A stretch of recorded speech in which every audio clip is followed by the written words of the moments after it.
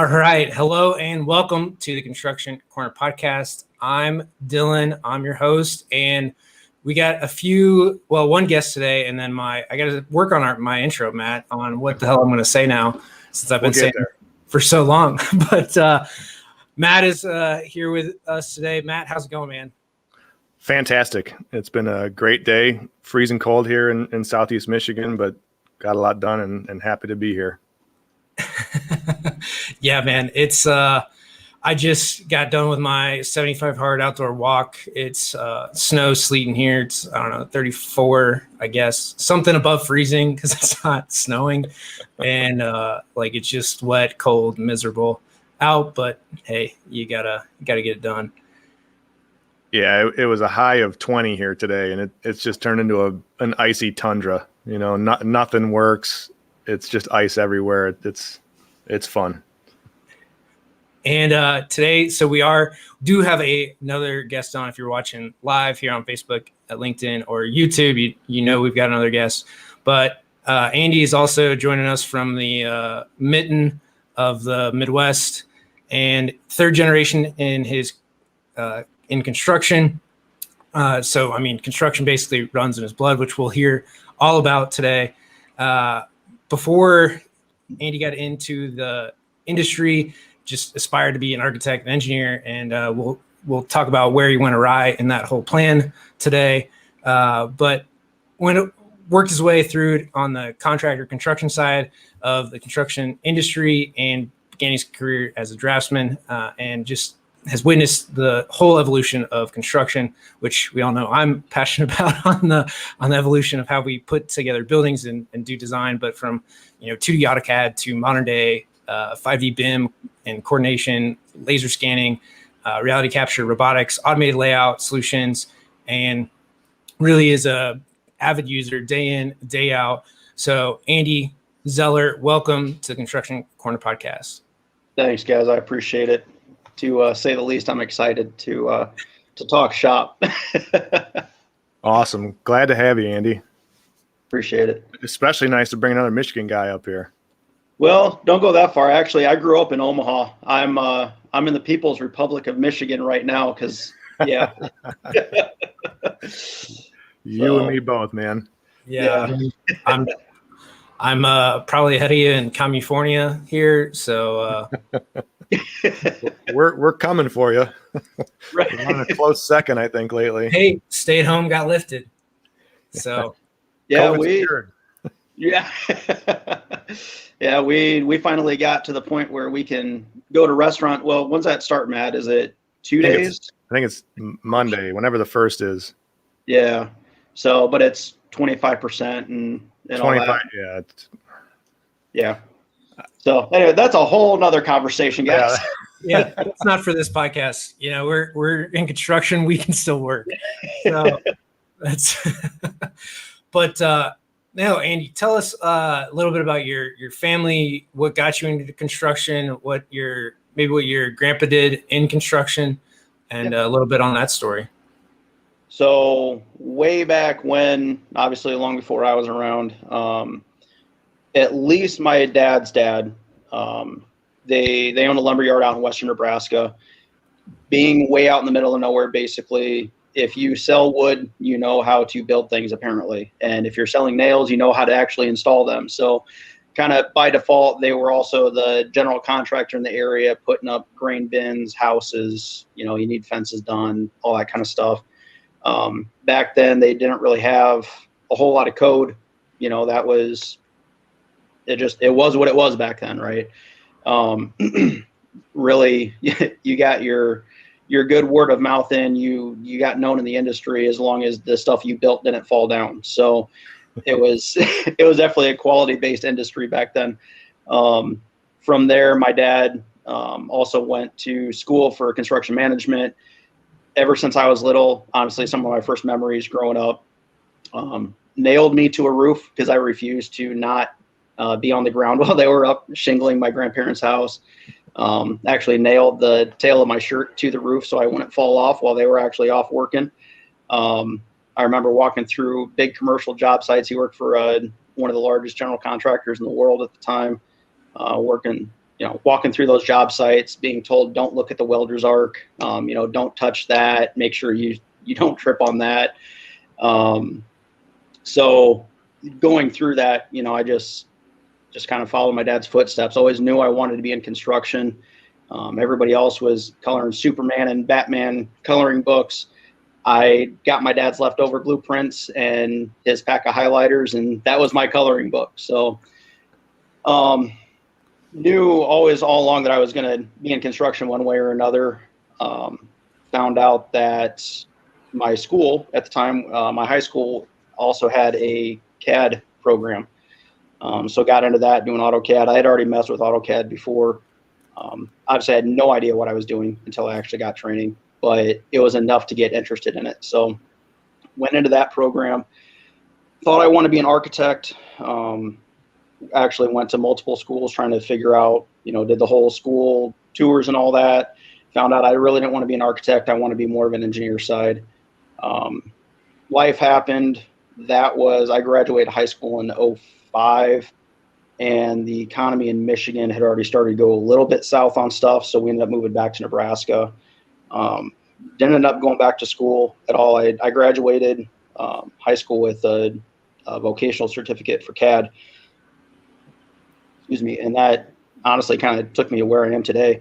The rest of it's all, for the most part, been more on the job training kind of stuff, little classes here and there, manufacturer training, stuff like that.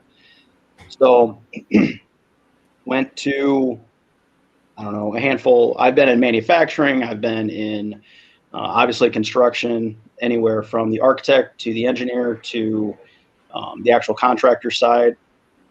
Went back to manufacturing for a little bit, then went back into construction. And then, Matt, Dylan, you guys are both in construction, obviously on different sides of the, let's be honest, there's kind of this us versus them mentality that I'm sure we can talk about a little bit, but yeah, we all know it's there. We're just willing to talk about it. Right. Sometimes more loudly than the other guy, but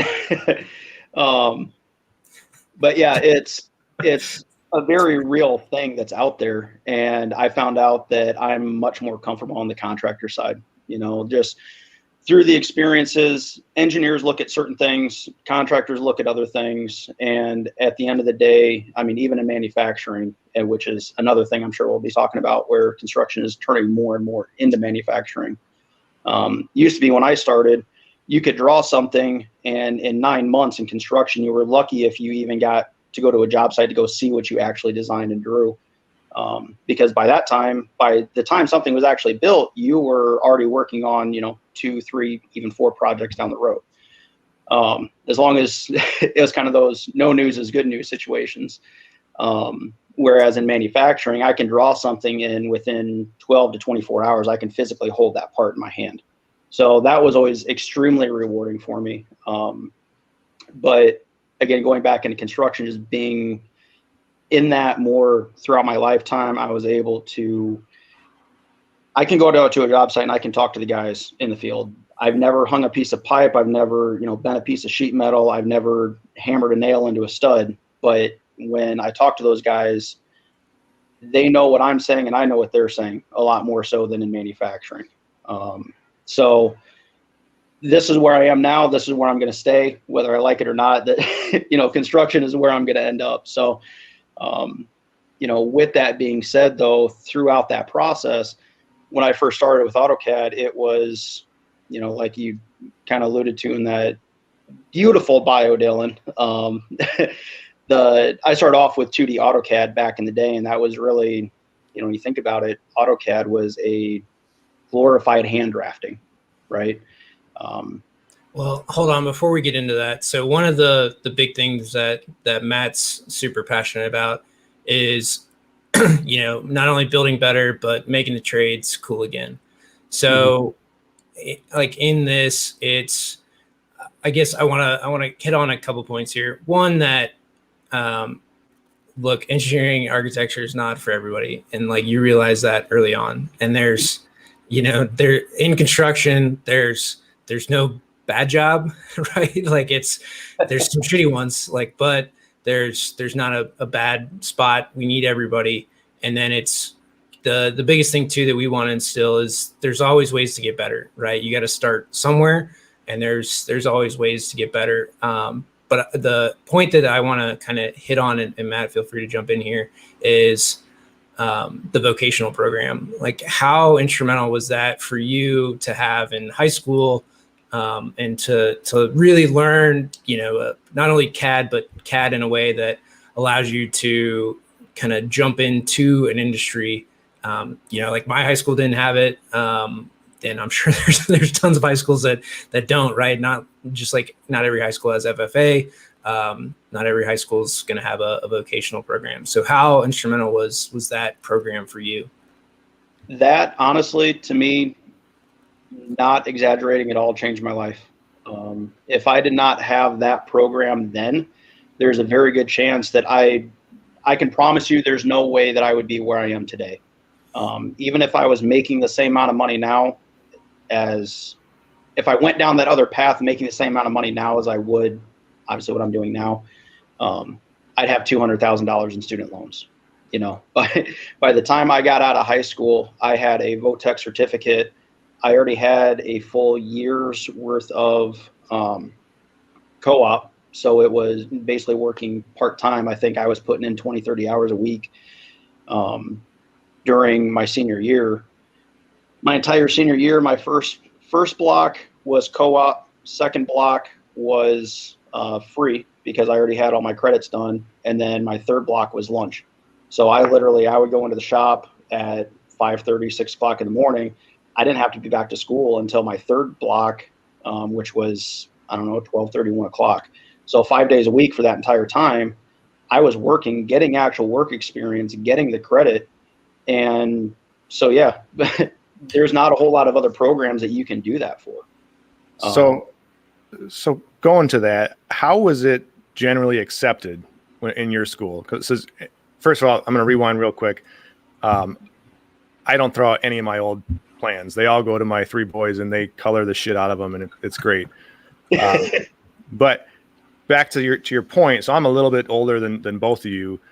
When I was in high school, where I was, first of all, VOCTEC, I don't think there was any construction related aspect of it, period. And to be quite honest, the VOCTEC in my day was like the burnouts, and that's how it was, at least that's how it was looked at by everyone. So how, from your standpoint, you got into the CAD and a little construction side, how was it looked at? Did it still have that kind of stigma to it, or was it starting to lighten up a little bit? Honestly, not really. I think part of it was because the high school I went to, the actual VOTEC certificate program wasn't technically part of the high school. It was put on by the school district. So we had all the surrounding high schools would go to this. Now, the kicker to it for me is that our ISD, our ISD offices, I guess, was in the same building as the high school. So all I had to do was walk through a second set of doors and I was there. I didn't have to worry about actually driving. The other aspect to that, probably the bigger one, was that you actually could not even apply for any of these classes unless you already had all your high school credits done. Oh, wow. So my senior year, I think I had to take 1 or 2 actual classes to complete my full, high school curriculum requirements. And so that's why I was able to get into CAD and why I was able to actually go do co-op. So could people take so if they, let's say it took them their full senior year, 4 years to complete all their stuff, could they take a gap year? I don't know what to call it, but another year and go do the vocational program? Or because you turn 18, usually they kick you out. How did that work? So as far as getting your curriculum hours in, your credit hours, I think, like I said, I still had to do some stuff my senior year. I didn't fail any of my classes, so no matter what, I was still going to have to go my senior year. I think part of it, though, too, is the actual physical number of hours that you're in a school building. So that played into it. So I don't think you could really take a gap year, but because of the way that our school was structured, you could either go to this VOTEC school, which, we had building trades, which you were actually out Habitat for Humanity kind of stuff, putting up a building. We had an electrician's school where they had half of it was like PCBs, the other half was actual like residential commercial wiring. You had machine shop, you had CAD, you had auto tech, you had wood shop, stuff like that. So I consider it the fun school, for lack of a better phrase. But as far as I'm trying to think of the best way to word it, as far as like the stigma around it, I don't want to say that we were the elite of the elite, you know, the best of the best, just because we had it. I think it was more for the kids. And I know you guys have touched on this in previous episodes where, you know, college isn't for everybody. And I learned real quick. I mean, even in high school, I'm like, why do I have to take 2 years of chemistry and Spanish to go get a CAD certificate and pay $70,000 for it, right? To go essentially go get a job that was going to start me off at $14 an hour. It didn't ever really make sense to me. So I'm like, I'm going to take every opportunity I can to get just through this so I can actually go start making money in the real world. So I think I had a little bit different mentality about it, a little bit different perspective than a lot of the students. Now, don't get me wrong. There were a lot of kids that, you know, like you were saying, Matt, you know, some of them seemed like burnouts, you know, they liked working on cars and it was just a blow off class to them. But I think for the most part, those of us who actually went through it did take it fairly seriously. Like we knew we wanted to do something in that field. So that's good to hear, because frankly, we need a lot more of that. You know, I'm on the east side of the state, and there's some local districts around here that are really stepping up and offering programs like that for construction, for fire academies, for police, you know, all sorts of things that kids can get in high school and come out of high school at 18 years old with a job, with a real job. And you know, we've touched on it before, but you know, like Dylan said, keeping the trades cool, and that's kind of a tagline I started using. But the reality is, if we don't get kids involved and keep building up that farm team as an industry, we're going to suffer big time. Oh yeah, no, I agree 100%. That's honestly why I believe construction tech itself and the evolution of construction tech is so crucial to our industry as a whole. Yeah, it's both too, like it's both and, right? Like you need with like tech, you got to be like somewhat computer literate, like just knowing how to run an iPad, you know, like you need some basic knowledge, but you also like going in, and you can go into both sides of it. And we'll get into this too, but you can go into like just the CAD side, or you can be a guy in the field that can put the stuff up and know how to run the iPad. And now you're a much more valuable asset. You know, I'm seeing more and more high schools put these programs together. Like in Indianapolis, when I was there, we designed a Votech lab space for HVAC. Granted, so Carrier is a big, has their main factory there in Indy. So they donated like heat pumps and HVAC units for everybody to work on, right? Which is in their sole interest, right? They can have people come in that are trained on Carrier units, you know, and put those out, right? And so it's an easy way, but there's a lot of other things like that are around. But the thing too, I want to hammer on, it's not just tech, which, you know, Andy, I know that's your focus and what we're going to dive in here too. And I mean, I'm on the tech side, like, don't get me wrong. It's important, but like there needs to be also people that are like the guys that are super mechanically inclined. Like I went to high school with a few guys, best mechanics I have ever known, right? Like they could fix, you name it, they could fix it. And then they went to a vocational school for a few years to learn how to do all the computer stuff that are in like the new diesels, right? Like all the emissions stuff. So you need people that understand the technology that go into this, especially as much tech is in an engine nowadays, let alone everything else. You know, but you need people that can just build stuff, you know, let alone like the tech side of it. Any piece to add? I kind of went on a little tear there, but no, I honestly, I agree 100% with it. You know, you're talking about guys that are either computer savvy or they're mechanically inclined. And in all honesty, I always want to talk to everybody who has an interest in it, because at this point, I mean, I've talked with graphic designers that a true BIM VDC job description, when you really look at it, it almost is kind of vague to a certain point where people think that we design cartoon characters, and it's just a lot of the same nomenclature, a lot of the same terminology, but I've always had the mentality of I will always take somebody out of the field over somebody who comes just out of school to draft. Right? And the reasoning for that is because you can teach anybody to draft for the most part, but if they don't know what they're drawing, their drawings are absolutely worthless. And so with that being said, my ideal candidate for a BIM guy, for example, would be a 50-year veteran pipe fitter or sheet metal, tin knocker who comes in. He's like, okay, I know this process. I've been on 100 BIM jobs before. I know what the guys in the field are looking for. Now let me come into the office and actually produce those drawings, because he knows that what we do on the computer is we are essentially building that exact same building. We're just doing it on the computer. So if a duct doesn't fit or a pipe doesn't go where, on the computer, we know it's not going to work out in the field. And we run by the 10-50-100 rule, where it's $10 to fix a problem on the computer, $50 to fix it in the shop if we find a problem, say with prefab, and it's $100 to fix it if we're out on scissor lifts and ladders trying to do it when it's 20 feet in the air. So, yeah, with that, I know I'm kind of going off on a little tangent there, but yeah, it is very important, to say the least. I know the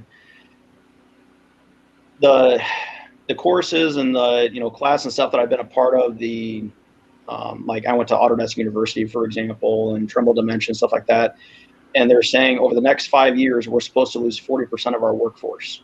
However, so with that being said, they're also saying, all right, well, over the last 100 years our industry has grown like this, but somehow magically they think that over the next 5 years it's also going to go like this. So where their reasoning is for that, I'm not exactly sure, but we're going to have a massive labor shortage, and yet our actual production needs are going to skyrocket. And that's really, I agree. I can draw all the prettiest pictures in the world, but if there's nobody there to actually install it, it's all for nothing. So I like what you said about bringing guys in from the field. In a previous life, I ran an estimating department for a larger contractor, and those guys were my unicorns, right? When I was hiring for estimators, we would get lots of people come in, and they know the schooling side of it, they know the technology side of it, but if they've never swung a hammer, so to speak, or they've never seen it go up, it was very, very hard to teach them to do the kind of conceptual estimating that we did. Mm-hmm. So getting people well-rounded is fantastic in my book. And I think that's how we save the industry, because as you get older in the field, there's a natural attrition where shit starts shutting down on you. It just doesn't feel as good getting up and hanging pipe or banging hammers all day. So to take those guys and instead of letting them kind of die on the vine, bring them back in and repurpose them. I think that could be huge. Yeah, no, absolutely. That's, even as an estimator, for example, because I'm kind of that same boat. I used to be an estimator and PM. Getting the guys who can look at a set of blueprints. I mean, yeah, you can go to school and you can learn to run AutoCAD, or Revit or whatever you're using. You can go to school and learn how to read blueprints, but until you actually do it, there's only so much that a school can teach you. You go straight to Autodesk for training, and they train you how to use their software, which is great, but it's developed around a process of how the industry could or should function in their eyes, not necessarily how it does function. So if you get a guy that looks at a blueprint, for example, as an estimator and says, well, that's not going to work, and we know that we're going to have to add $1 million to the budget in order to make this work, you as the contractor may not win that particular bid, but at the same time, you're also not going to have to eat $1 million worth of problems down the road. So, it's kind of a give and take, but having that experience is huge in my mind. Yeah. So the biggest thing that I've seen across the industry, and this is coming from the engineering side. So, I mean, I had an advantage that I spent a lot of time in the field digging in panels before I ever went to the AEC side of it. I did power systems for industrial plants. So I looked at a lot of power systems, wrote a lot of arc flash reports, and like I lived and breathed all that stuff. So for me coming into it, I had a much different understanding, and being in plants, working with electricians for years before I ever went to the like design side of it. And I knew what was safe, like electrically, to put in versus what like get people hurt. So like I had a very different upbringing, but when I stepped into the industry, I saw that like people didn't go to site, and I moved up quickly because I had all that experience, that power system stuff, to where I was leading projects like within a year. I was like the main guy for it. And when I became a department head, like I made sure to take my young guys, like, hey, you're just going to come with me, but shut up, stand behind me, write this shit down and let's go. And like, I got some flack for it, for sending them for like on punches and stuff like that, especially when, we had to fly to job sites. And I was like, when is this guy ever going to be able to punch a 300,000 square foot brand new high school? Like, tell me when. And like they needed to do it in 2 days. I'm like, these two old guys can't like run, send the young guy with them to like go and get stuff, right? That's how this works. If you want to punch there's an outlet cover on every outlet in every room. Just go.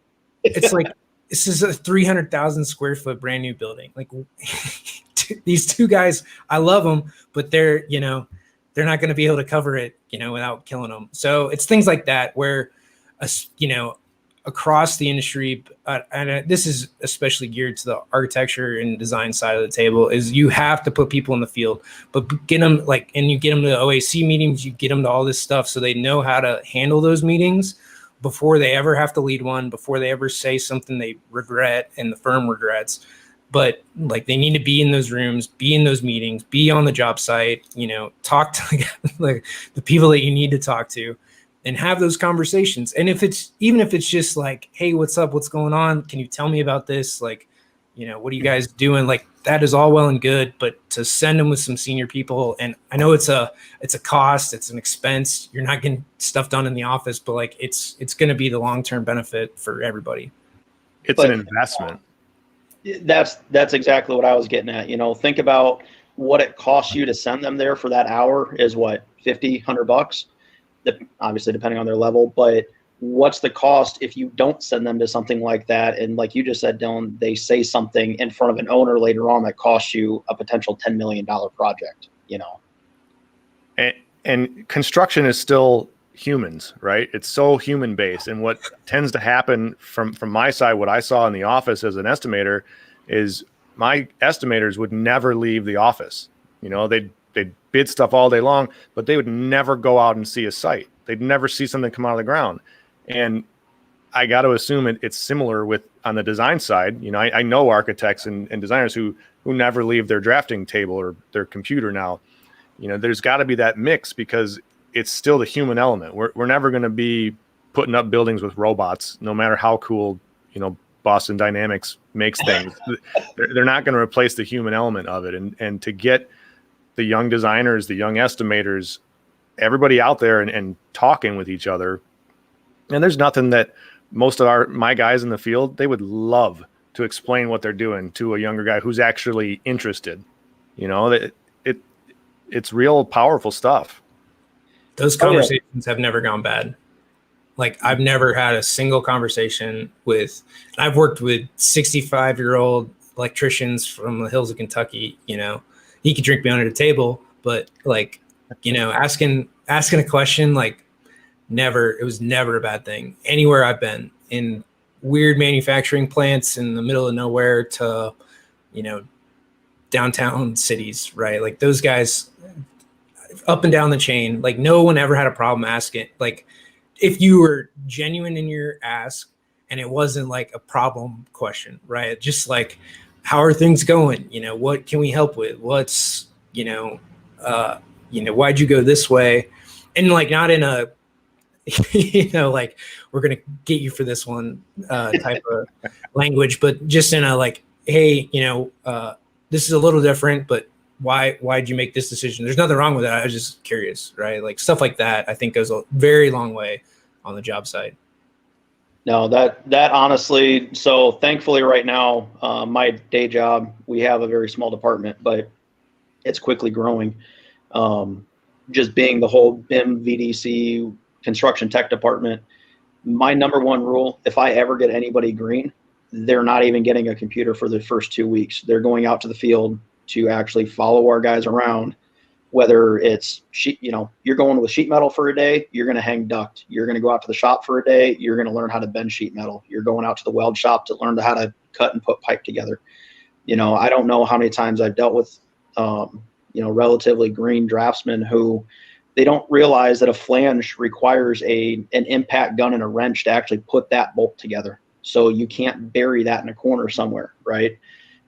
So yeah, no, getting that field experience. I personally, I've never hung a pipe in my life, but I've been yelled at by enough of the field guys to know what I can and cannot do on my drawings. So I love it. We're building a community center right now in nearby us here, and there's a lot of masonry inside the building, as firewall. We had, I don't know, 6 different columns.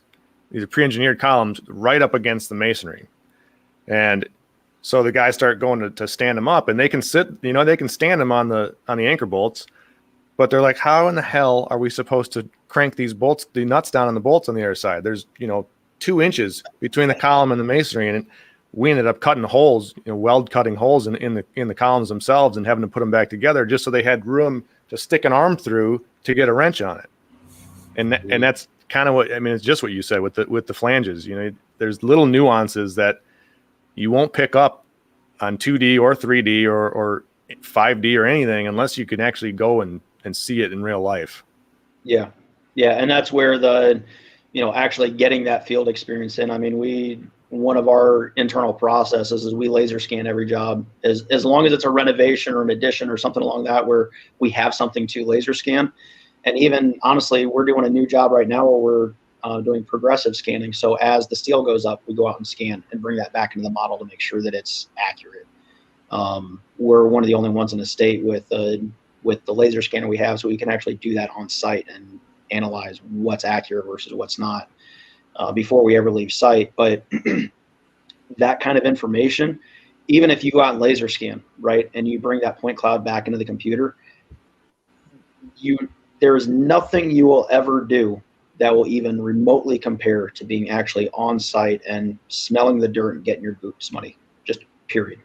So can we shift a little bit though? And this laser scanning idea, we just lost our, I affectionately refer to him as my drone guy. He went and got some sweet job somewhere, and he was posting pictures the other day of this, I think it's called a Faro, Faro scanner, and he's doing that. He's in Houston or something now, but I'm just a dumb construction guy, so you got to fill me in a little bit on what this is and what it's doing for us. No, so laser scanning is, how a laser tape works, right? Yep. Laser shoots out, bounces back, and measures the time, records it as distance. The laser scanners that I use, so Faro was actually one of the ones that I learned on. I've used all the major manufacturers basically, and Faro, Leica, and Trimble are right up there. They're all fairly equal. They have their pros and cons, whatever. It all basically does the same thing. But think of a laser tape that shoots out. However, it also records horizontal and vertical angle of that laser, and it does it 500,000 to 2 million times a second. So what it's doing is it records that point that is essentially an arbitrary point in space, but then it does it so many times, and so for every scan location that you have, it starts to develop a pattern that you can see. So from there, we'll set up, say, because I think I've actually seen some of the projects that you've done that community center, for example, right? So in that gym, you would set up, say, 4 times, right, to get rid of what we consider shadows, seeing both sides of a beam. It's all line of sight. I can't see through anything, but knowing that, okay, yeah, Matt wants to see these beams and he needs to make sure that they're accurate. I know where I need to set up inside that gym in order to capture a good image of that. From there, we'll bring it into the computer, clean it up, do anything we really need to do. And then you can actually take that laser scan, drop it into Navisworks or Revit or AutoCAD or Recap if you want to just look just at the scan itself. Recap is a free viewer. There's RealWorks from Trimble. I believe Leica has Cyclone. I think there's a free viewer for that. Faro has another one for Scene. But regardless, you can look at this on your computer, and then literally you guys can see everything that this scanner saw. Full color. It's an exponential degradation of measurement value. So the further out you go, the less accurate you are. But I like to say at about 300 feet, which I think the scanner I have right now is 80-meter range. And we typically say plus or minus about 1/4 of an inch at 80 meters. So there's other ones that are out there. Trimble actually has one. Leica has another one where it's set up more for civil work, but those things are reaching out over 1 kilometer and reflecting back. Trimble actually had one when they first released that said it's only rated for 600 meters only, so over half a kilometer. But they said that they were getting returns back off of birds 1.5 kilometers away. So, you know, it's amazing what this stuff can do. And so by doing that, what we're able to do is, let's say you're working in an operating room scenario, for example, right? Every time you pop a ceiling tile, you have to recertify the room. You have to gown up. You have to do it off hours. There's all the different nuances that go along with working in a specialty scenario like that, right? So by going into the laser scanner, what I can do is I can go in after hours by myself, gather all this information, bring it back to the computer, and then we can reference that information anytime we want. I can have a team of literally thousands of people looking at the exact same point cloud at the exact same time, rather than trying to put 2,000 heads into the same ceiling tile. Develop presentations, load into a model to make sure that everything's going to actually work around the light fixtures and you've got a big light boom, so you have all the structural strut and everything that's up above the ceiling, making sure that your duct is going to work around that. So it's considered reality capture. The big thing to remember about it, though, is that it's a snapshot, right? So you're going out, you have all your steel in place. You're going to go out and go scan that steel and then bring it back in. That scan is not going to contain any of the new ductwork or electrical conduits until you go out and rescan it. So, there are limitations to it. It's not the end all be all, but oh man, does it save so much headache.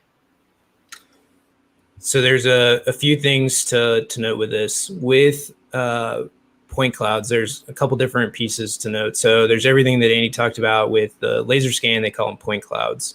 The other thing in some of these newer scanners is you can get photogrammetry, which is a little more nuanced. So you can you get a full and get the HD version, like SD doesn't cut it. One of the architects I worked with on a OR remodel, we did exactly what Andy was talking about, where they did a standard definition photo for it.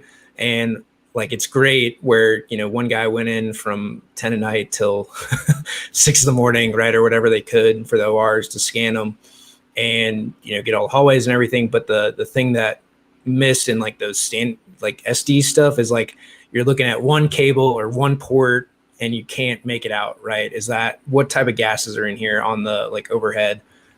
So you can basically get a full it's like a, not Matterport, but it's better than Matterport. So if you've seen the Matterport home, 3D home pieces, it's that is what we're talking about with photogrammetry, right? 3D, but it also, with the laser, it's super accurate. So you can do dimensions and takeoffs where I don't think you can do that within Matterport. Or you might be able to. But it's not nearly as accurate. Photogrammetry is actually what Google uses to get the terrain and all the buildings in Google Maps. So it's basically you're taking photos from different angles and the computer analyzes it to say, okay, yeah, with this shadow and this shading and this and this and this, I'm going to put a building here. So it's usually a very rough mesh. But yes, you're exactly right, Dylan. And with the laser on top of it, if you do that in some of these that I've worked with, they're super accurate. So there's two things. Like one is using these for renovations. It's a super slick way to do it because you always miss the corner of the thing that you needed a picture of, right?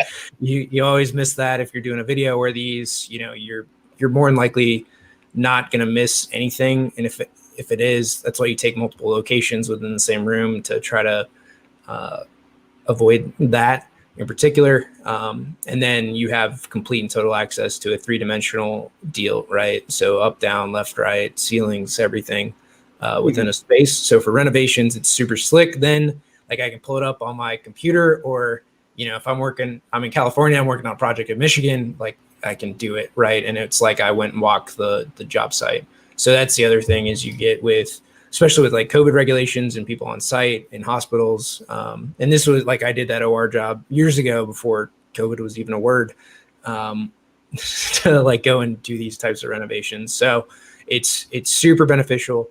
Like, I don't know how many times, like job site visits it saved, right? And then to gown, to get in a clean suit, to get approval from the hospital, make sure that they don't have surgery, like all that stuff. So for spaces like that, it's super beneficial, and even just saving time, and it's not overly costly. And I mean, for Andy, you guys you have your own scanner, so it's, pretty cost effective. I mean, obviously the equipment cost, a laser scanner now costs anywhere from $16,000 for a lower end cheap one, all the way through. I mean, I've dealt with scanners that are $250,000, right? They get attached to helicopters. So there's a pretty big gamut in there, but for the most part, you can get into a nice laser scanner now for under $100K. But it's obviously the initial investment, and then after that, I can literally hand this thing to an apprentice, and he can go out and go run this. So then you're just talking labor costs. But no, the other thing that you were kind of touching on too, Dylan, is the safety aspect, right? I've gone out, I've scanned, essentially warehouses or auditoriums where we need to run new duct, 40 feet in the air. I don't want to be up in a scissor lift, right? I personally, I hate heights. It's not the fall, it's not the heights, it's the sudden stop after the fall that I'm really not a fan of. So being able to go out, and again, if I can see it, I can scan it. So it's a direct shot.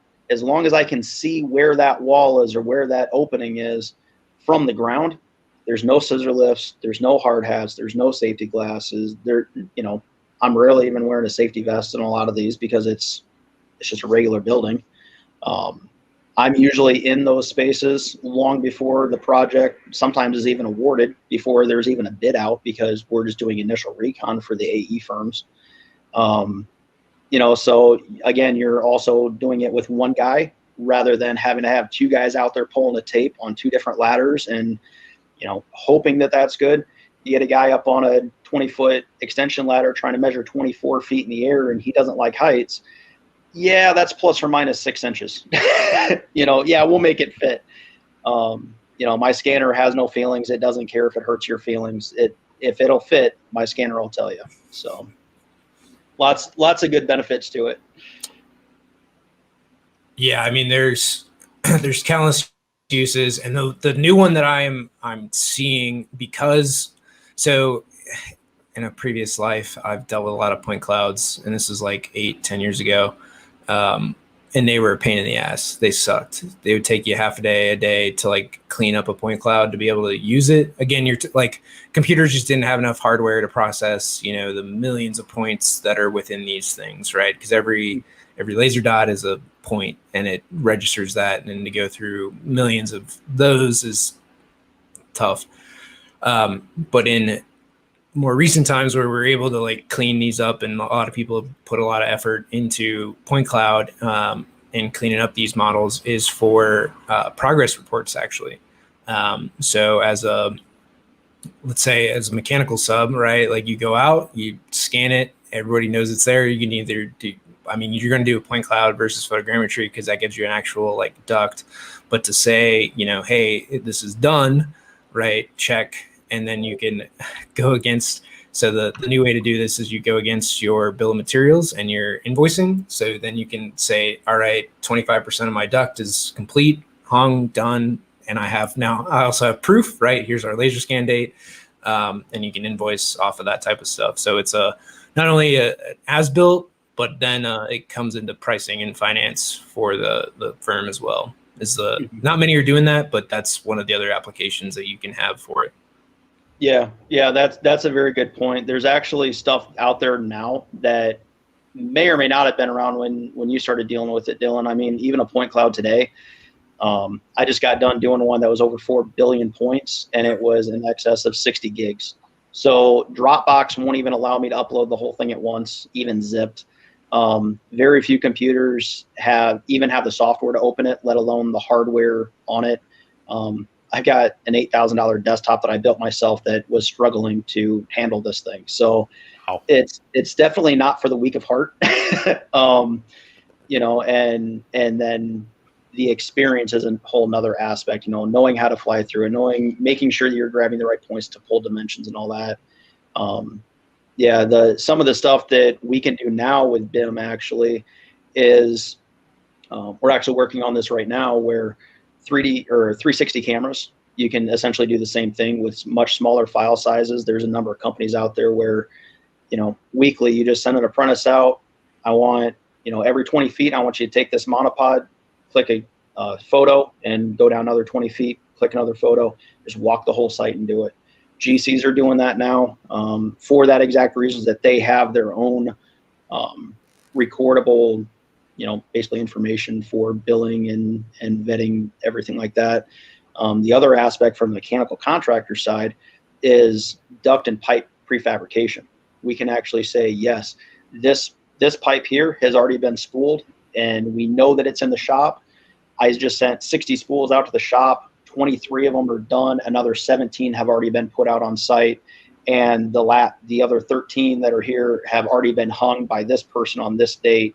And, you know, we can barcode everything if we want to. So there's a lot of tech that's out there now that I always considered it CYA for the contractors, you know, making sure that, yeah, if I submit $1 million invoice and the GC is expecting 20%, but we're already billing at 70, you better have a damn good reason why you're sending in that kind of money, you know, or asking. You better. So, but yeah, that's the other aspect too, is that with the whole BIM and prefabrication process, right, there's a lot of stuff going on off site that you don't even see. We're working on a 100,000 square foot casino edition right now where we were submitting bids to not bids, but the invoices to the GC. They actually stopped at our shop because they didn't believe that we had this much pipe sitting here. We had 3 flatbed semi-trailers full of pipe ready to install that they did not allow us to install on site because they didn't have the crane pad set yet. But we're still submitting the invoices like, we're ready. We're not charging you for the labor yet, of course, but it's here, it's ready to go. Just like we would have it on site. It's just not in their way, basically. So, yeah, there's definitely a lot of benefits to it. One of the things that we talked about in the roundtable that I hosted earlier this week was not letting tech get in your way. You know, we could talk about all this stuff and really, you know, I love it. Like, don't get me wrong. I totally dig it. But there's a point in a lot of this where depending on who you are, get infatuated with like the new toy, right? But this goes, I think, to the main point that we've been talking about is you have to have experience, right? Experience in the field, how this can actually help, what this can actually do. Does it actually do the work or help us, like, you know, CYA and construction? Okay, that's a big deal. Right? Yeah. Like invoicing. Okay, if it can help us do that, you know, that's a big deal. And then the rest of this can be like in saving time back and forth. And it's always something that like you consider, because you have to make these decisions at the beginning of the job, right? Whether you go and scan it and you're like, I can't be that many, you know, site walks, right? Times however many people, times however many other things you've got. So it's always, you forget to grab that one little piece that it's like, oh yeah, that's there. Yeah. So there's there's a lot of this, but it's also to not forget on what is this tech, this thing you're going to integrate with actually doing. Because at the end of the day, and one of the big things that was brought up was, we in construction, we build communities, right? We talk about the buildings, we talk about, all the cool things that we do in construction. We talk about, putting up walls and all this stuff, the tech behind it. But at the end of the day, and I love this, and I'm stealing it, is, we build communities. That's it, right? Everything that you look out at, everything that you see was built by somebody, right? It was built by a person, and then used by somebody, hopefully, right? So at the end of the day, yeah, I mean, like Matt, you're building a community center, right? Like we build communities, and it's not to get that lost in the like tech talk or to the cool new thing. Because just like Andy, you were saying, like these point clouds, right? Like it's hard to even get the hardware to handle them. And then you got to have like a PhD in cloud computing to figure out how to run these things. So don't get too infatuated with a lot of this stuff. Like figure out how you're going to realistically use it. Don't burn weeks on end unless you have somebody dedicated for that to like get these things done, right? It needs to be something that can easily integrate. A lunch and learn will teach you all you need, or a half day training to get through some of this stuff.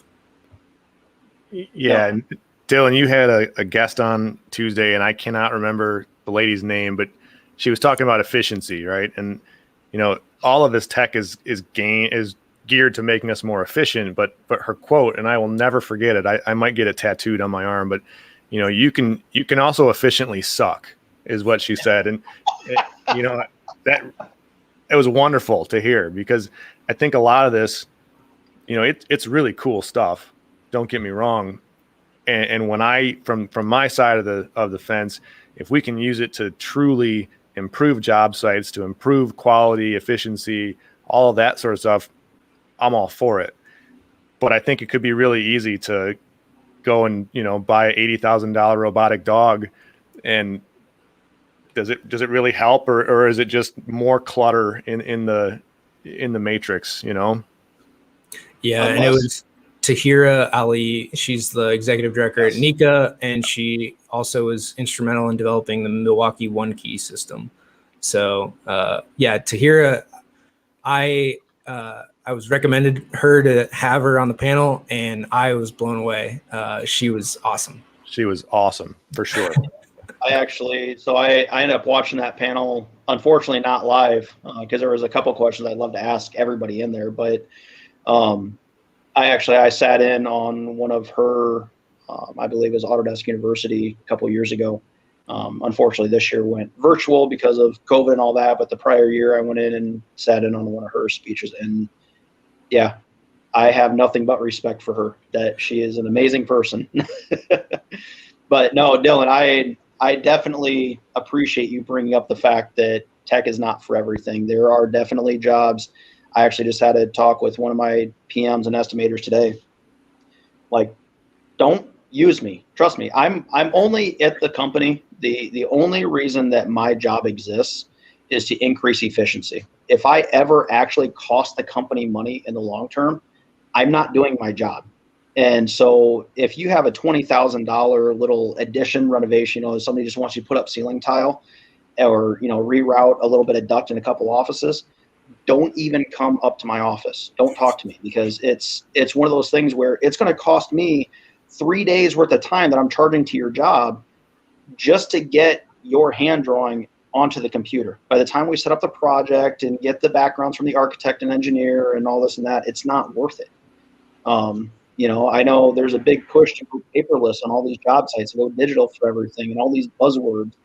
It's like, Matt, when was the last time that you've been able to go to a job site and you don't have a notepad with you? Yeah, I mean, we carry iPads, but on top of my iPad is a yellow notepad. Paperless is never going to happen in this industry. No, well, it can't. there's two things on it too, as everyone who's ever gotten sued will attest to, is there's a lot of shit that you need to write down that does not get documented. Yes. There's a lot of those notepads that go right into the dumpster. They do not go to the scanner. Burn bin. Yeah. But I no, mean, I personally, I will never push tech just to push tech. It's one of those things where, again, we are there to make a job site safer. First and foremost, we want everybody to go home at the end of the day, like laser scanning. Again, I'm not up on a ladder. I'm not on the scissor lift. I want to be more efficient. And that means doing the same amount of work in either A, less time, or B, more work or better quality work in the same amount of time. And C would be potentially faster, meaning, yes, I may still have the same number of hours on a job, say with prefab, for example, but instead of having, 20 welders out on a site putting pipe together in the air, they're able to prefab all this back at site. So instead of it taking 6 weeks out on site, we're actually only there for 3 because we had the other 3 back at the shop in a conditioned space where everything is at waist level. We have all the electricity we need, that kind of stuff. So at the end of the day, I personally believe that the whole the construction tech industry, you have all these, different software. I know Dylan, Matt, I'm sure you've seen it. I know you guys have talked about it in the past where, you've got PlanGrid and Procore and, all these different apps that are out there. I went to an industry where the guy, I don't even remember, it was several $1,000s a year for this app add-on to, I think, like PlanGrid or Procore, where he's like, okay, yeah, so now it's voice activated. I'm like, that's cool, but why don't you just teach your guys how to use the software the way it is? Like, to me, that would be a much better approach because you're actually instilling the knowledge into your guys rather than giving them a shortcut or a Band-Aid because they don't want to type. Like, to me, that just doesn't make sense. And I think there's a lot of these buzzwords and people trying to solve problems that aren't truly there. So there's just a lot of personal take that I'm sure I'll get a lot of hate mail for, but you're right though. There's a lot of fluff. There's a lot of armchair experts, but when the tech is great, like you mentioned the prefab, those 6 weeks that your guys are in your shop building up duct are 6 weeks that my electricians are on site hanging lights. And when you get there, they're already out of your way, Exactly. and as a GC, if I can stagger labor forces and workforces in my jobs like that, I can cut my schedules, right? Because I'm not having everyone in the same room tripping over each other at once. It makes it, that is true efficiency in my mind and at my bottom line. Mm-hmm. No, absolutely. I remember there was a video I watched, and I really wish I could find a link to it, but I think it was someplace in China or Japan, someplace overseas.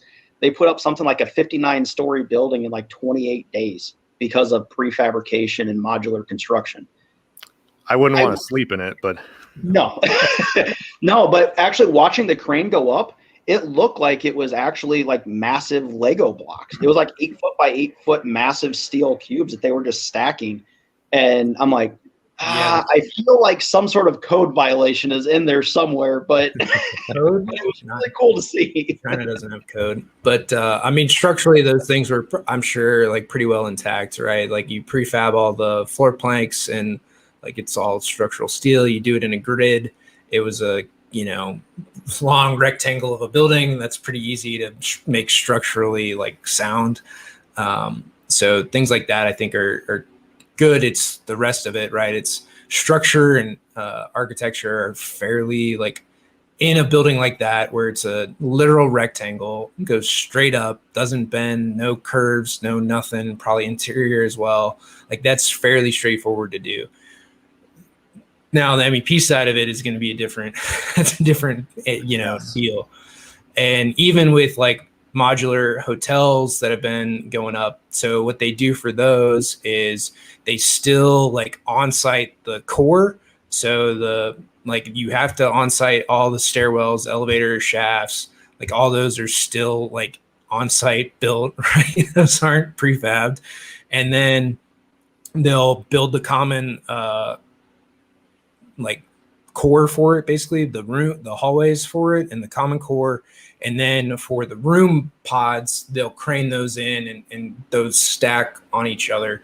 And then they basically have a connector, if you will, at the hallway to tie in, power and water into the room. But that's really, I think for when we talk modular, and this is, I think, going back to some of the original stuff, but when we talk modular, is like, that is the true way to do it. You're going to have a combination of on-site, right? Dirt work is never going to go away.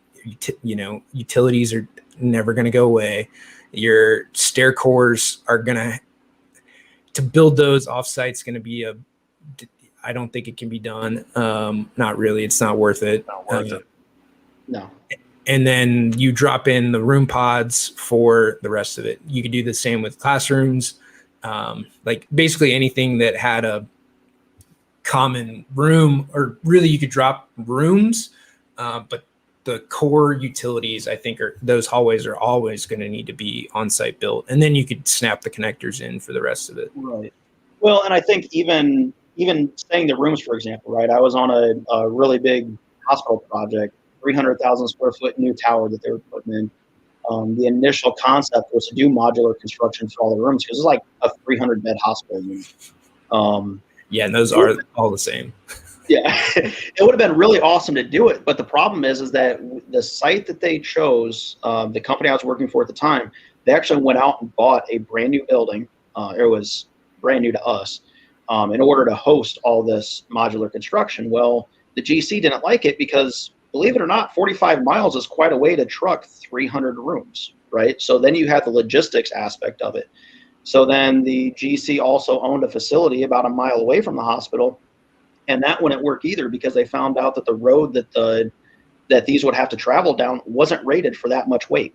Like, it's just, there's other aspects to it than just saying that, yeah, we're just going to do this off-site, not a big deal. So the number one thing, and I've had this argument with 40-year union guys, 40-year open shop guys, doesn't really matter. You got all these guys who, if it ain't broke, don't fix it. And that's really the way that our industry has been for the past, 3,000 years. Yeah. But it's one of those things where one of the biggest arguments I have from guys, in the field saying, oh, you're coming in, you're taking our jobs, and, we really want to do this out here and this and that. I'm like, number one, I don't want to take your job. I want you guys to look at us as a tool in your toolbox. You guys are going to call us tools anyway, but I want you to to understand that we're here to help you guys first and foremost. Second off, especially if we start talking about prefab, would you guys really, especially right now in the middle of January, end of January in Michigan, do you guys really want to be up on a roof throwing natural gas pipe up on that roof? Or would you rather be doing it back in the shop where it's heated, you have a radio, you can cuss and swear and do whatever you want inside the shop, or, you're out on site? Yeah, there's still going to be site work, but we have new technology that's out there that can help you do these jobs. I think I was actually listening to the other one that you did, Dylan, with Dan, about robotics. You're no longer worried about, okay, can I lift this 6 foot? I have to cut all my pipe down into 6 feet because this is what I can actually manhandle up there. Why can't we do it in 50-foot chunks and just crane it into place? So, there's benefits, give and take on all sides of it, but I think we're moving in the right direction. And one of the biggest things is just trying to get that. It's more of a mentality. I think that the hardware and the software and the process is there. It's just trying to get that mentality for, especially a lot of the GCs that I work with. Not calling anybody out. I think, honestly, it's an industry-wide problem where you hear BIM, for example, and you think faster, quicker, cleaner, and we have a pretty picture. That's fine, but you have to give us time to do that. You can't be having us design pipe after it's already been in the air and then tell us to go change it. Like that doesn't work. There needs to be an actual process change here. So, again, I think we're going down that right path as an industry. We're not there yet. So. Yeah, one of the to come back to one of the early things that we talked about, and I see this all the time and I get kind of peeved about it, but is, that like there's no productivity increase in construction, right? Over the last, whatever, it's 2%. What everyone forgets, because this is done by people that don't work in construction, is the amount of increase in like content and stuff that goes into a building, right? Like you didn't have internet 20 years ago. Like, you didn't have security cameras, like all this stuff, all your data, security, card access, card readers, like, now the fire alarm system has 10 more things in it. You've got all these other systems basically that you end up putting in a building. We didn't have heat until like the 70s, right? Like HVAC didn't exist. The energy codes alone, the shit we have to do now just to meet energy code is it's borderline obnoxious, but I mean, it adds a huge percentage to any job. Huge percentage. And this is the thing that I get like super peeved about is, they say, and I'm sure to some extent, right, that like productivity is not totally increased, but there's also the point of like, do you know how complicated these buildings are? Right. And you're not building with 2x4s anymore, right? Like you're using like metal studs, and like not only the technology of putting it together, but the building materials itself has changed, and a lot for the better, right? Like windows, like look at a window, right? Look at a glass, like how complicated, those are today. I think there's a lot of things that get left out of that, like incremental productivity increase, because of they see building square foot, right? That's the only thing that these journalists can measure. Whereas if you look at like what is in a building, that's a very different story. And I think, from everybody looking from the outside in, this is a very, like, it's a different conversation, right? Yeah, absolutely.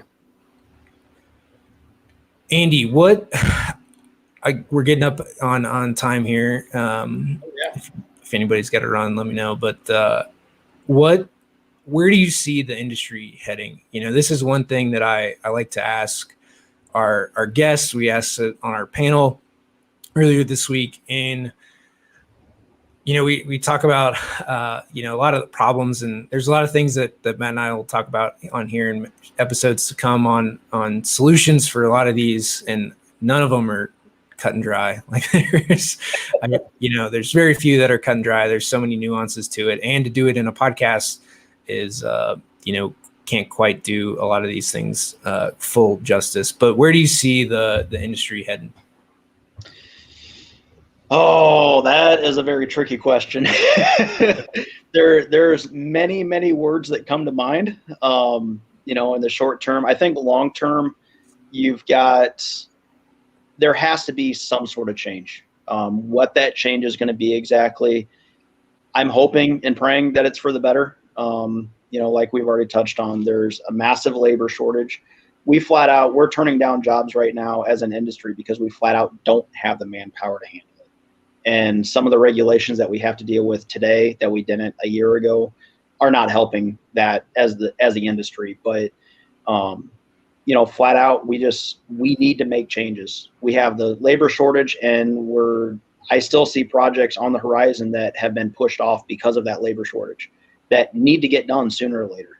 And I know architects and engineers keep growing, which means there's more buildings being designed and renovated and fixed, or whatever. Dylan, your side has a reason to exist, so that means that we're going to have work coming. And there's a shortage on that side too. I mean, construction, even in the engineering space, what would you rather work on, a phone or a building, right? Like that's, like electrical engineering isn't even taught. HVAC is barely taught in like engineering schools. So it's a problem on the design side. And then most architects don't know how to put a building together when they graduate. So, they spend. I won't even go down that rabbit hole. I'll do it. I mean, like until they pass their AREs, that they're not an architect until they pass their AREs, which are 8 tests, which is like insane for how many tests it takes to get licensed as an architect in this country. But like, I mean, so realistically coming out of school, they're not even close to being able to be licensed.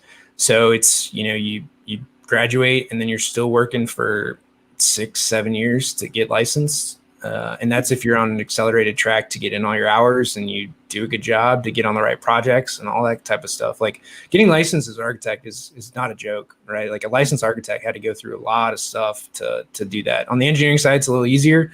I'm not going to say it's any easier, but it's easier than the architecture, like their 8 tests or whatever stupid thing that they got to go through.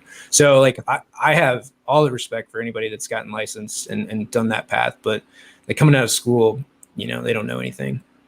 No, honestly, like you just touched on there, you have architects and engineers who have to go through all the schooling, and I always considered it like their apprenticeship because they have to study under a licensed professional. It's obviously a lot harder than what I do as far as a licensing aspect. I don't even have a college education, and I'm making, pretty damn good money for what I'm doing. I'm not going to lie. I mean, that's one of the things is that because of the amount of efficiency that we bring to a company, we can, we bring that level of value to a company. But yeah, I think there's something that needs to happen.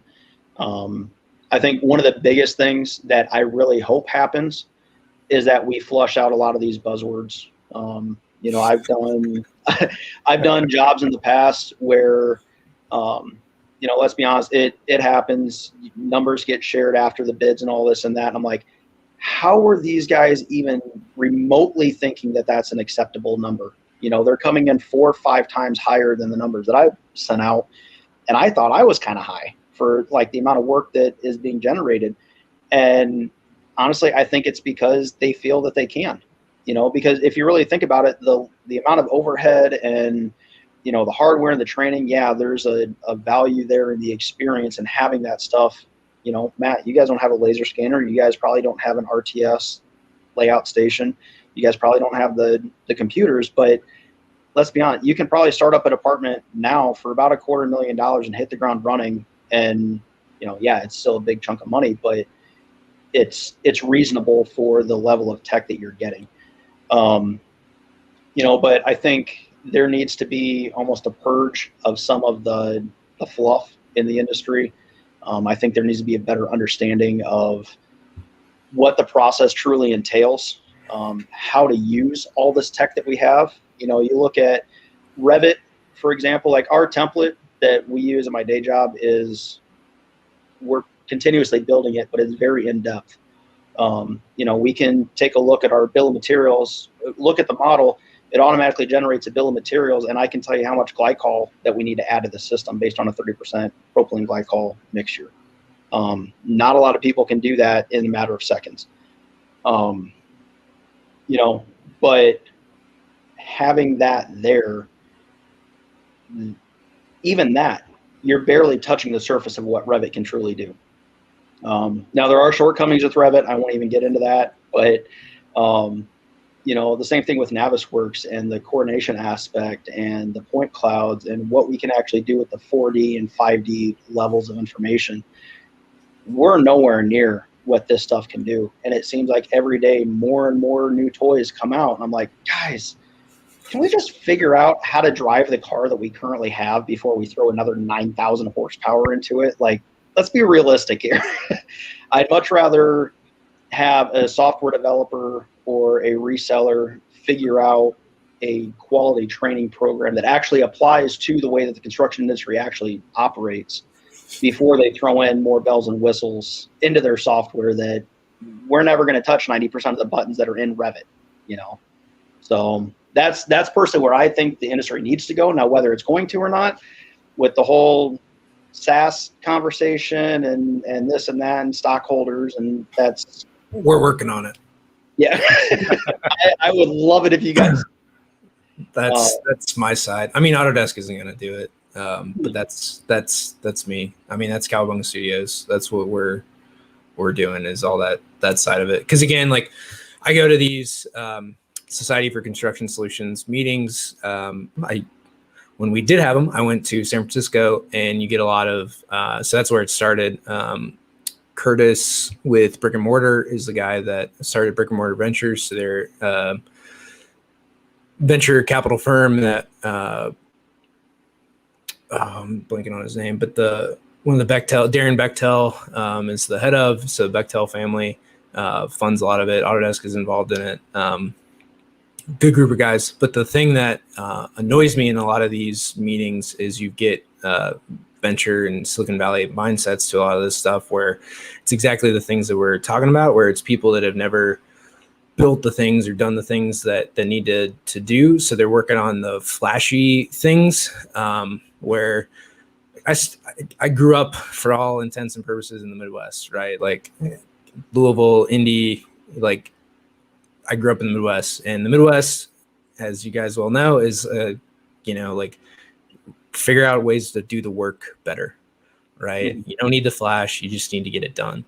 And, that's like the way that the mindset that I'm taking for like our software products, and the way that I would like to see the industry go is in tools to do the work. Like you don't need another like virtual reality thing. You don't need another like,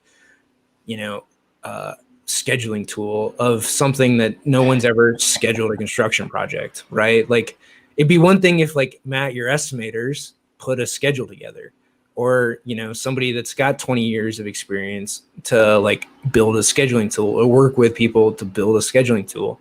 But that's been my beef, with a lot of this stuff. Andy, I'm completely like, things do need to change, but from a developer side of it, like, I mean, things like what Leica and Faro and all those guys have come out with, like, it's incredible. And that's like actual productivity. Like a total station that's a productivity, piece of equipment to save time. Like your as-builts are, to the like 100th of an inch accurate.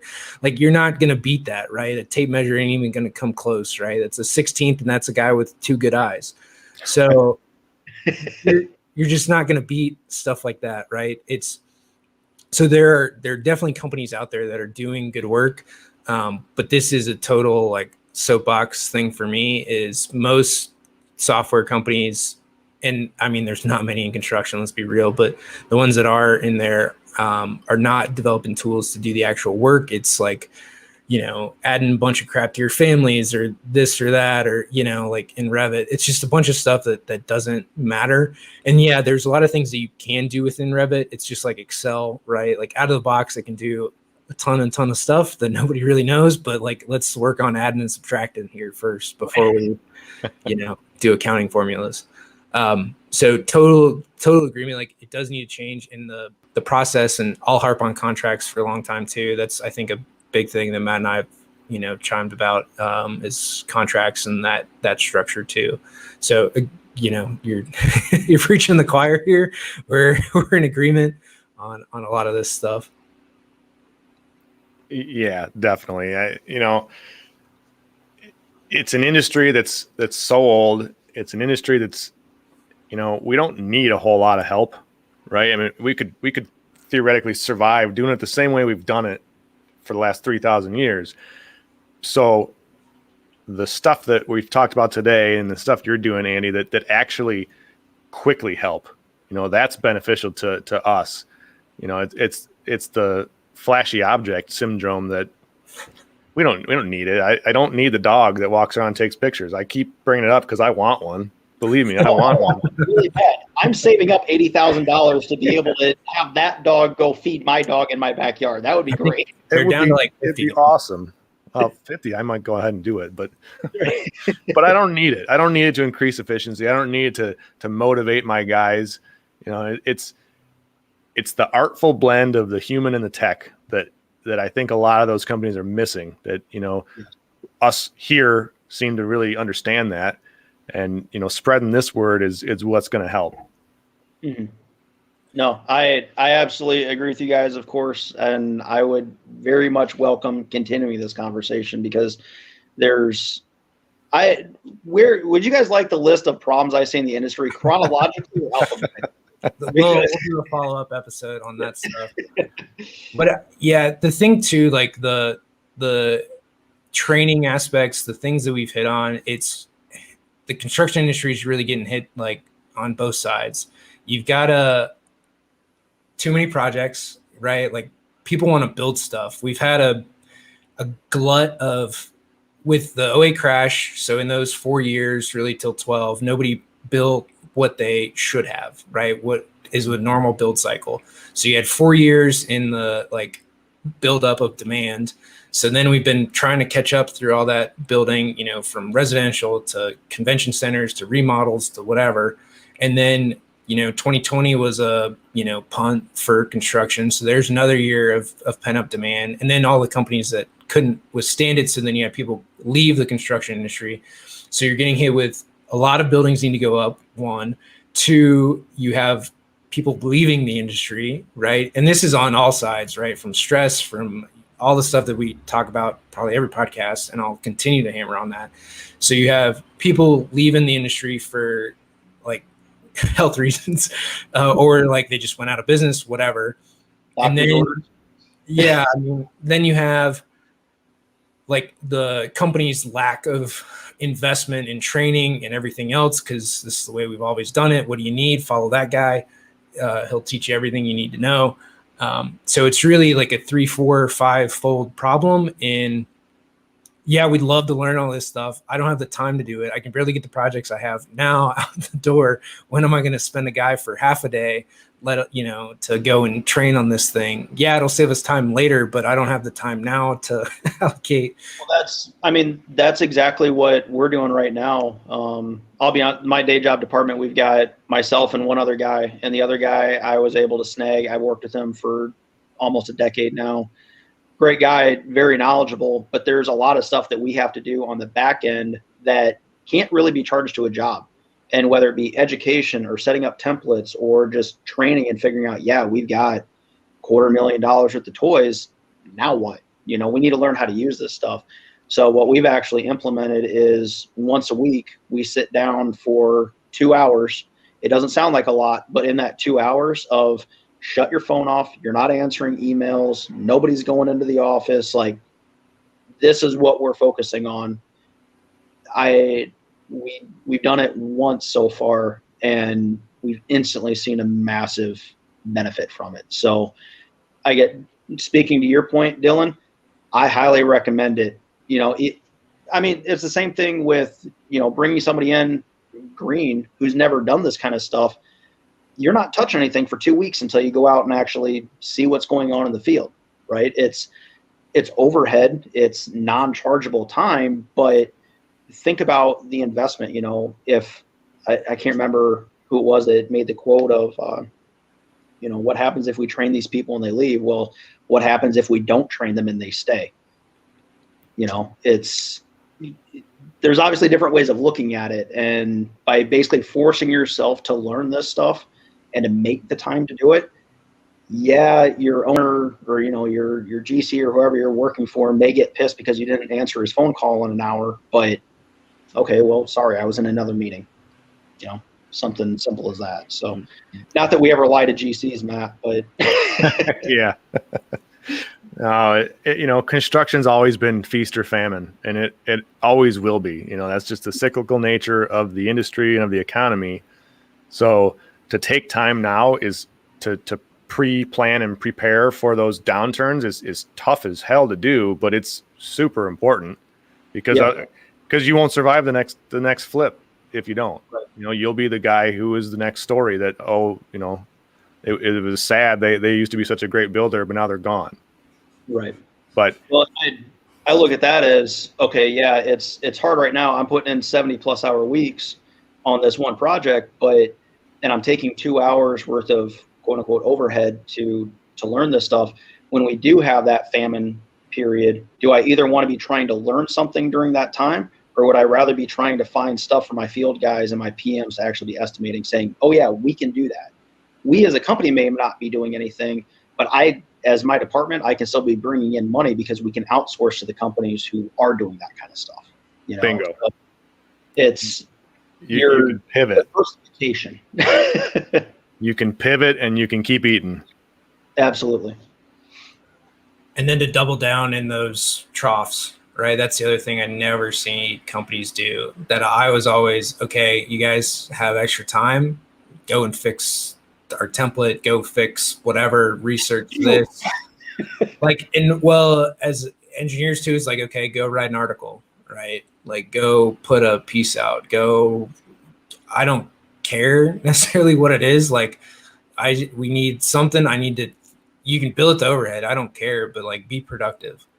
Mm-hmm. Absolutely. Matt, final words. Andy, I appreciate you coming on, man. This was a lot of fun. Dylan, I think we need to book a second show with him sometime in the future. I could talk about this stuff all day long, and you know, especially with a guy close to home, that's always cool too. Hey, when we're finally able to go to a bar again, let me know. We'll have to meet up. I actually used to live down in Jackson, so I know that area relatively well. So. All right. Well, beers are on me, and Dylan, maybe we can chip in and get you a flight. Yeah. Might have to go to Windsor, but. So no, whenever you guys want to talk again, I'm all for it. No, I definitely appreciate you guys' time. It's been awesome to be able to just talk shop with somebody who at least relatively understands what we're all going through. And I mean, let's be honest, Matt, you can't probably have some of these same conversations with some of your subs. And I know I sure as hell can't talk to my GCs the same way. So no, it's a cool platform because we can kind of pull the filters off. Yeah. Yep. Absolutely. Yep. Andy, where can they find you? LinkedIn, Facebook, just Andy Zeller, side company, Precision Turnkey Solutions. So precisiontks.com. Yeah, basically, if you guys can type in my name, I know there's actually I think an Indiana or Illinois football player who almost made it to the NFL that has the same name. So good luck trying to find me, but no, I'm on LinkedIn, Facebook. Yeah, anybody needs anything, feel free to reach out. Awesome. Andy, yeah, it was great having you. We'll definitely do a follow-up at some point, talk problems. And yeah, I went back to Traverse and the Detroit area because my wife's family is, across Michigan. So I went back for Christmas, but we do not like to, I'm in the snow right now, but like you could play golf here on New Year's Day. It was kind of like the weather here. So this year too. So we try not to, I'd rather go to like south in the winter, be a snowbird, but definitely at some point we'll be back. We're a blue household. So at least I'm converted blue. No green. Hey, I'm still Huskers. So, I moved up in 94, and if I can survive the 94 and 96 seasons as a Husker in Michigan, yeah, you guys aren't converting me anytime soon. Yeah, no. So, I'll be back. I actually go back to Michigan quite a bit for different things, and definitely be back for Ohio State game whenever those happen again. So, sounds good. Right on. Cool. All right, guys. This has been definitely probably one of our longer episodes, but a great episode on tech, on tools, on laser scanning, BIM, really, going through a lot of stuff. I know we'll do a follow-up episode with Andy on problems. We got, I think the three of us would be actually a good panel for that, design side, trade side, GC side of the table for that conversation, and some of the problems, some of the coordination things that we have. And we'll do these live more often. So thank you everybody for tuning in and watching here. We appreciate you. And that's going to be this episode of the Construction Corner podcast. Until next time.